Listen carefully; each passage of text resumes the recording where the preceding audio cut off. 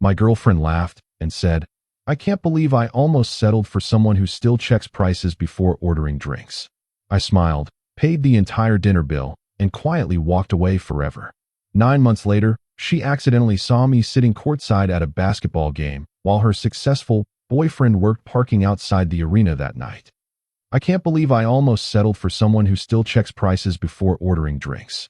She said it loud enough for the whole table to hear, loud enough for Brittany to cover her mouth, loud enough for Kayla to look down at her plate, loud enough for the two guys sitting across from us, people I'd never met before that night, to smirk at each other like they'd just watched something they'd replay later. She laughed after she said it. Like it was nothing. Like I was nothing. I didn't say a word. I picked up the check. I looked at every single number on it.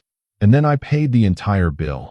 Her entree, her 2 cocktails, Brittany's appetizer, all of it. Left a clean tip, folded the receipt, and put it in my jacket pocket. Then I smiled at her, stood up, and walked out of that restaurant for the last time. She thought I was going to the bathroom. I wasn't. 9 months later, she was standing outside the Barclays Center in a coat that cost more than her rent, holding the arm of a man she'd introduced to everyone as her successful boyfriend. That same man was directing traffic in the parking structure 200 feet away, and I was sitting courtside. Here's what I almost lost that night. Not just a relationship, not just 2.5 years. I almost lost the version of myself I'd been quietly building the entire time we were together. The version she never bothered to look for. We'd been talking about moving in together. We'd had actual conversations, real ones, with floor plans and neighborhood lists and debates about whether Hoboken was worth it or if we should just commit to Brooklyn. I'd saved money for a deposit. Not because she asked me to, because I thought that's what you did when you were serious about someone. You plan. You prepare. You build something that lasts. She knew I was careful with money. She called it responsible in the beginning. By year 2, she called it cheap when her friends were around. That shift happened slowly. So slowly I almost didn't notice it. But there's a moment in every relationship where you realize the words someone uses to describe you have quietly changed, and you can't pinpoint exactly when it happened, only that it did. I didn't realize it then, but that dinner was not the first sign. It was just the first one she said out loud. If you enjoy real stories like this, subscribe, because what happened next changed everything for me. I was 31 when this happened. She was 28. We met at a rooftop event in Lower Manhattan. Mutual friends, late summer, the kind of night where the city looks like it's performing for you. She was sharp, funny in a way that felt real. She had opinions about things that mattered, and she wasn't afraid to say them. We dated for 2.5 years. For the first year, we were good. For the second year, we were okay. For the last 6 months, I think I was the only one still trying. By the time we got to that dinner, something had already shifted. I just hadn't accepted it yet. That's the part that's hard to admit. Not that she changed, but that I kept trying to make sense of a version of her that no longer existed. Or maybe never did. I'm still not sure which one is worse. The first real sign came about 8 months before the restaurant. We were at a birthday party for her friend Chelsea in the West Village. The apartment was nice. Not impressive, but nice. Chelsea's boyfriend at the time, a finance guy named Marcus, had just gotten promoted, and everyone in that circle seemed to be recalibrating around that fact. Suddenly, every conversation had a number in it. Bonuses, neighborhoods, vacation plans that existed mostly to be mentioned. I sat with a drink and listened. I was in the middle of something at work, a slow-building thing that I didn't talk about much because I'd learned early that describing potential is a losing game. People don't respond to potential. They respond to proof. So I stayed quiet. At some point in the night, Chelsea pulled Mia, that's what I'll call her, into the kitchen, and I was left standing with a guy named Ryan I'd met twice before. Ryan leaned over and said, "You doing anything interesting these days?" I told him a little. He nodded like he was being polite. And then he said, "Mia mentioned you're more of a slow and steady type." He meant it as a compliment. Or maybe he didn't. Either way, I smiled and let it go. But I filed it away. Because slow and steady wasn't something I'd said about myself. Which meant she had. And the way he said it told me exactly what she meant by it. Looking back, I should have paid more attention to that. The next few months were fine on the surface. We still had good nights. She still laughed at the right moments.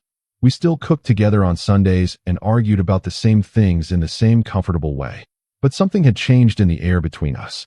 A pressure, like she was waiting for me to become something, and getting quietly impatient that it was taking too long. She started mentioning other people's milestones more often. Kayla's boyfriend just bought a place in Tribeca. Did you hear Brittany's fiancé is getting transferred to London? Company pays for everything. I'd nod. Say something appropriate. Move on. But these weren't just observations. They were comparisons with the serial numbers filed off. She never said, "Why can't you do that?" She didn't have to. The frequency said everything. I brushed it off. Told myself she was just excited for her friends. What happened 3 weeks later made that moment look small. We were having dinner at home. Nothing special.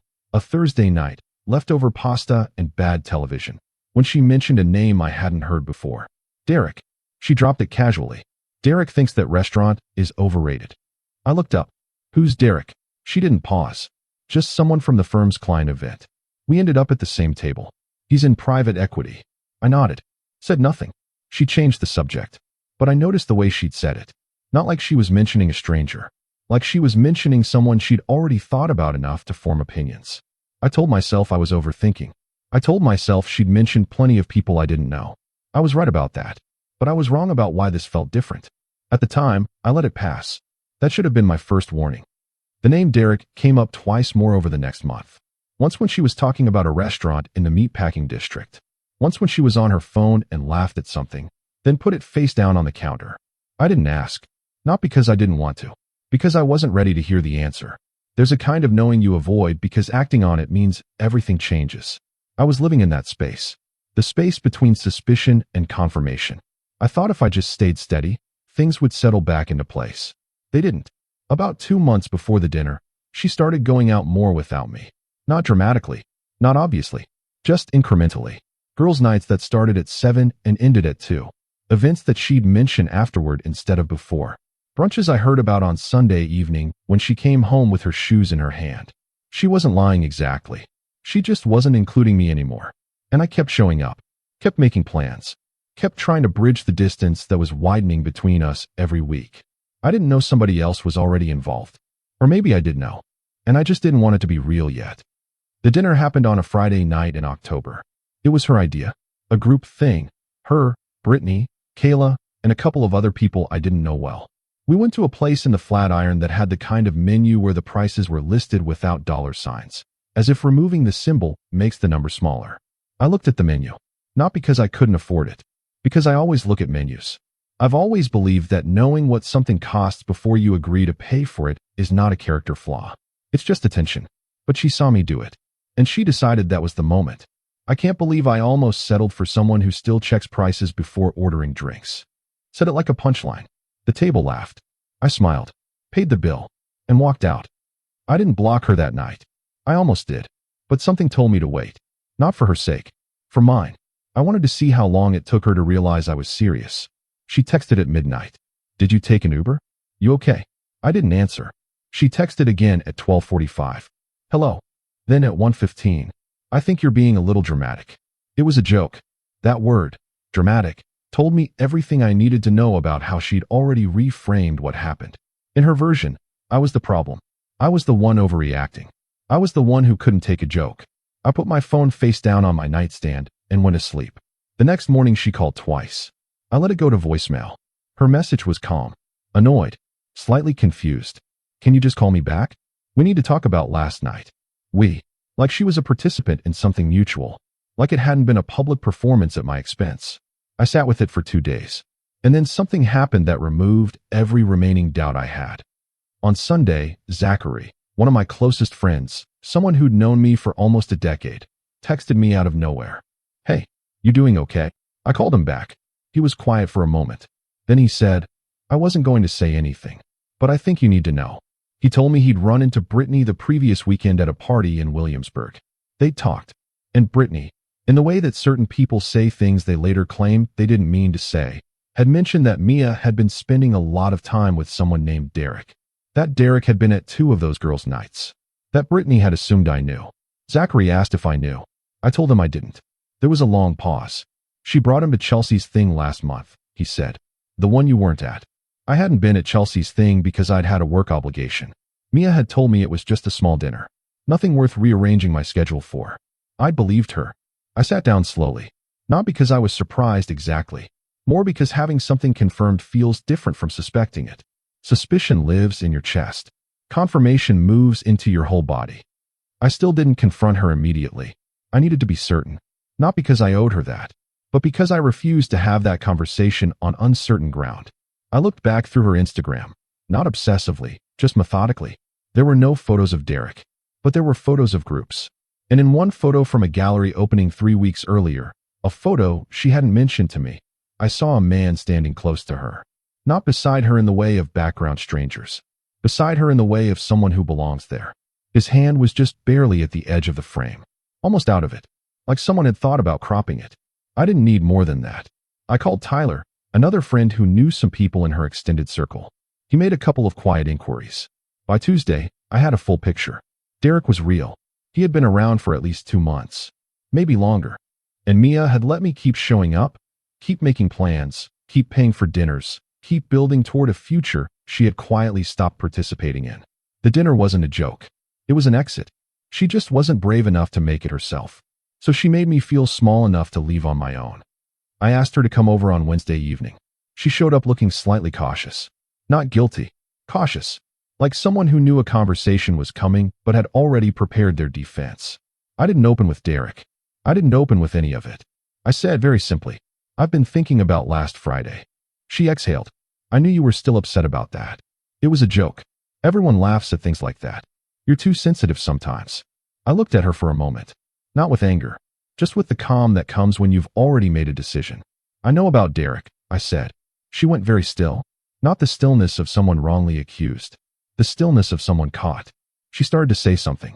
I raised one hand slightly. Not aggressively. Just enough. You don't need to explain it, I said. And I meant that.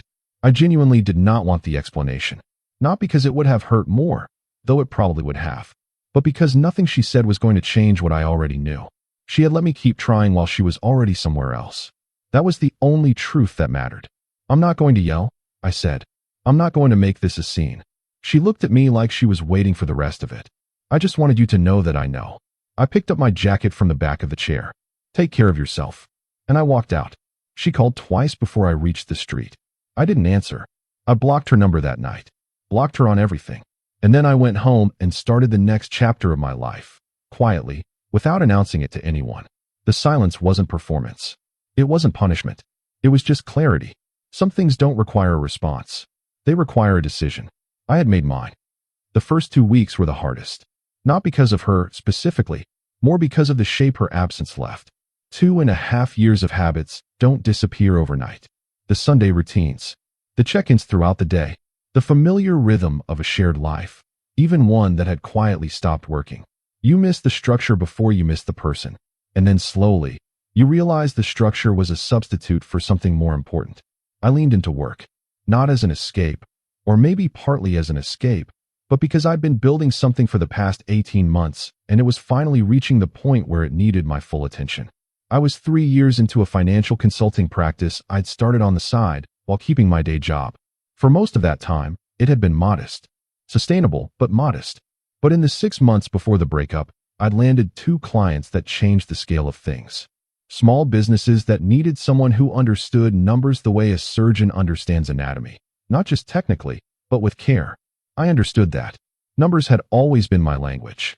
The strangest part hadn't happened yet. By month 2, I'd let go of my day job. It wasn't impulsive. I'd been planning it for almost a year. But having my evenings and weekends free, no longer spent managing the slow decline of a relationship, meant I could pour everything into the practice. Cody, a friend I'd known from college who'd gone into commercial real estate, sent 2 more referrals my way. Both converted. By month 3, I had 7 active clients and a waiting list. I moved out of my apartment and into a 2-bedroom in Carroll Gardens. Nothing flashy. High ceilings, good light, walking distance to a gym I actually used. I started running in the mornings. Not because it was on some self-improvement checklist. Because the city is quieter before 7, and I needed that quiet to think. I lost 15 pounds without trying.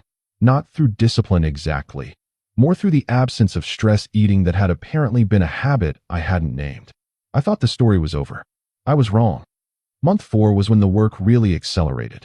One of my clients, a mid-sized hospitality group in the city, referred me to a partner firm. That conversation led to a consulting agreement that tripled my monthly revenue in a single signature. I hired my first employee, a sharp, meticulous woman named Erica who had been doing contract bookkeeping and wanted something more permanent. She was better at systems than I was, which was exactly what I needed. The practice now had a shape, not just a hustle, an actual shape. I started networking again, something I'd let slide during the relationship, partly because she'd always made me feel vaguely embarrassed about talking about work. Like ambition was something to apologize for if the results weren't visible yet. Without that weight, I moved differently in rooms. Not louder, just cleaner, more like myself. By month 6, I had 2 associate-level staff members in a retainer list that would have been unrecognizable to the version of me sitting at that restaurant table. I wasn't rich. Let me be clear about that. I was building. But building with momentum is a different sensation than building with doubt. I knew the difference now. I was wrong about the story being over. Something was still coming. I just didn't know it would happen in public. Month 8. A client of mine who held partial ownership in a sports entertainment group offered me 2 courtside seats to a Brooklyn Nets game as a gesture of appreciation for work I'd done on restructuring their operations. I invited Zachary. We showed up in regular clothes. No performance. No announcement. Just 2 friends at a basketball game. The kind of moment that doesn't exist for the sake of anyone else. We got there early, ordered 2 drinks. I looked at the menu first, as I always do, and settled into seats that were closer to the hardwood than I'd ever been. I hadn't thought about Mia in weeks. Maybe longer. She had become a part of the story I'd already finished writing. Or so I thought. It was halftime when I saw her. Or more precisely, when she saw me. I became aware of it gradually. The way you become aware of being stared at. A pull in your peripheral vision. A change in the energy of a crowd that had been doing something else a moment before. I turned slowly. She was standing maybe 30 feet away, in the tunnel area near the concourse entrance. Wearing a coat I recognized from her Instagram. A camel-colored wool one, the kind she'd probably mentioned to her friends twice before buying. She was with Brittany and Qley, and she was looking at me like she was watching something that wasn't supposed to be real. I held eye contact for exactly 1 second. Not a glare. Not a smile. Just acknowledgement. And then I turned back to the court. Zachary had noticed. Is that? Yeah, I said. Courtside, he said not loudly. Yeah. He took a sip of his drink. Good seats. Good seats, I agreed. What I didn't know in that moment, and what I found out later from Zachary, who found out from a mutual contact of Qley's, was what was happening 200 feet away at the same time. Derek, the man she'd introduced to her circle as someone in finance. The man she'd described, according to Brittany, as driven and connected, and not the kind of guy who has to count pennies. He was working the arena that night. Not inside. Outside. In the parking structure. Directing vehicles. Wearing a reflective vest. This was not a judgment. There is nothing wrong with that work. But the story she had told about him. The version she'd let her friends believe. The version that was meant to reflect the quality of her taste and the upgrades she'd made. Was not that version. I didn't know any of this while I was sitting courtside. I just knew she was looking at me. I just knew I was exactly where I was supposed to be. The second half started, and I let myself enjoy it. I didn't look back toward the concourse. I didn't need to. But about 20 minutes into the third quarter, I felt the presence before I saw it. Brittany appeared at the edge of our row. She leaned down, awkward, like she'd been pushed there. Hey, she said. Hey, Brittany. A pause. Mia wanted me to say hi. I nodded once. That's nice. Brittany looked like she wanted to say something else. Like she was carrying a weight she'd been handed and wasn't sure how to put down. She didn't know you'd be here. I know, I said pleasantly. Another pause. She looks great, Zachary offered, not helpfully. Brittany glanced at him, then back at me. Are you here with anyone? She asked. The question had a specific meaning underneath it. She wanted to know if I was alone. If I was still the same man from the restaurant. If the geometry of things had shifted. I looked at Zachary, then back at Brittany. Just a client thing, I said simply. Not a performance. Not a flex. Just the truth, stated plainly. The look on Brittany's face shifted in a way I recognized. It was the look of someone recalculating. I'll tell her you said hi, Brittany said. You don't have to, I said. She went back to wherever Mia was. Zachary looked at me. You good? Never better, I said. And I meant it. What happened after the game was something I only heard about secondhand. Qley apparently knew someone who knew Derek, casually, through overlapping social circles, and at some point that night, the pieces connected. What Derek actually did, where he actually worked, what the real story was. Mia had apparently constructed a version of him that was partly real and partly wishful. He did have some connections in finance, in the sense that he was trying to get into finance. in the sense that he'd attended 2 networking events and exchanged business cards. But the income, the lifestyle, the version she'd sold to her friends, that was mostly scaffolding. Beautiful on the outside. Nothing structural holding it up. The parking lot detail spread through their group with the efficiency that only humiliation can produce. I wasn't there for it. I didn't need to be. Zachary told me about it a few days later, over coffee in Park Slope. He was trying to read my reaction. I didn't really have one. Not the one he was expecting, anyway. Does it feel good? He asked. I thought about it honestly. Not the way I thought it would, I said. He nodded slowly. It just feels like information, I said. About who she was. About who he was. About what that whole thing actually was. He was quiet for a moment. She's going to reach out, he said. Probably, I said. What are you going to do? I picked up my coffee. Nothing, I said. She reached out 11 days after the game. The block on my number had been set up on a new phone, so her text came through briefly before I caught it. 3 words. Can we talk? I re-blocked the number. 4 days later, an email from an address I didn't recognize, but with her first name in the handle. The subject line said, "Just hear me out." I didn't open it. I know that because I moved it to trash without clicking. The preview was enough. I know I don't deserve any of your time, but I've been thinking about. I didn't need the rest. The following week, Zachary mentioned she'd reached out to him asking him to pass along a message. He told her he wasn't going to do that. She apparently told him she just wanted to apologize. That she'd been in a bad place. That she'd made a mistake.